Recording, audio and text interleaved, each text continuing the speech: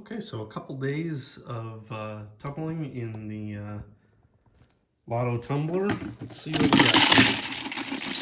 This is the last polishing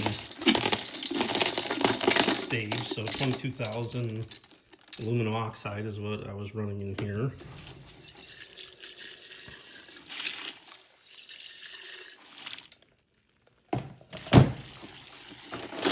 Looking pretty good.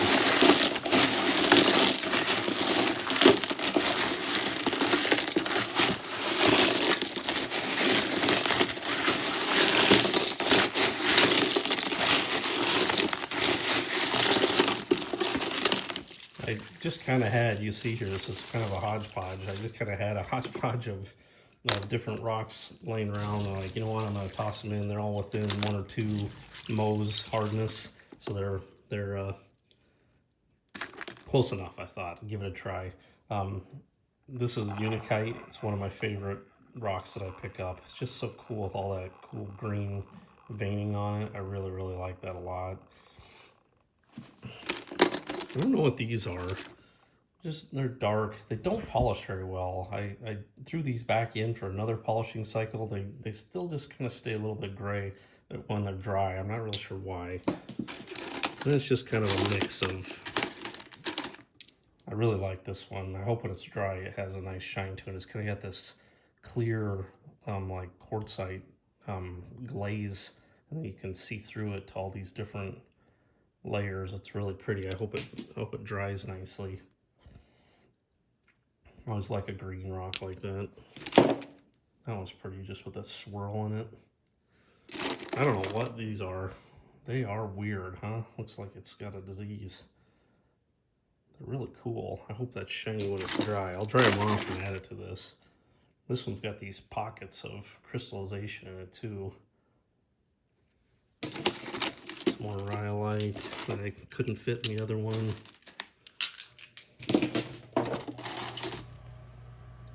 This guy I've tumbled a couple times, never could quite get a good shine on it. I'm not convinced it's going to be real shiny after it dries.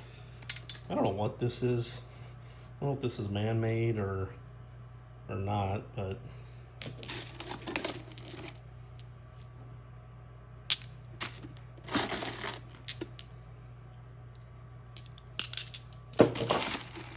this really is a weird mishmash of rocks. That one's going to be pretty when it's dry. I don't know, I really like this. I'm not sure what this is. It's got all these cool marks on it. This one's even cooler.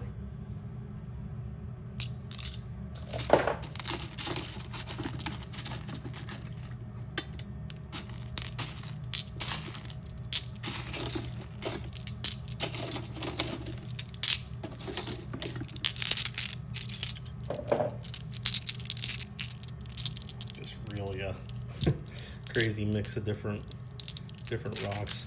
I always really like these ones with this like gray kind of clay color in them.